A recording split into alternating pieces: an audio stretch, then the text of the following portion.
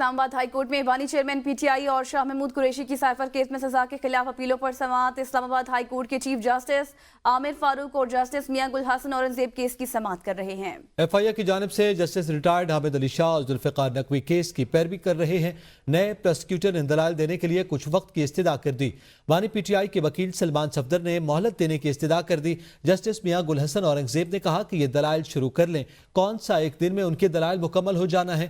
عدالت نے cipher case میں بانی پی ٹی آئی کو مرکزی اپیل پر دلائل کی ہدایت کر دی ہے۔ اسلام آباد ہائی کورٹ سائفر کیس کا معاملہ ہے۔ جسٹس ریٹائرڈ حامد علی شاہ کی خدمات حاصل کر لیں، ایف آئی اے نے یہ خدمات حاصل کی ہیں۔ اسلام آباد ہائی کورٹ سائفر کیس میں اہم پیش رفت سامنے آئی ہے اور آپ کو بتاتے چلیں کہ جسٹس ریٹائرڈ حامد علی شاہ اور ذوالفقار نقوی ہائی کورٹ میں سائفر کے حوالے سے ایف آئی اے کے حوالے سے پیش ہوئے۔ آپ کو بتاتے چلیں کہ ایف آئی اے نے ان کی خدمات حاصل کر لی ہیں۔ اس کے ساتھ ساتھ جسٹس ریٹائرڈ حامد علی شاہ کی خدمات حاصل کر لی گئی ہیں۔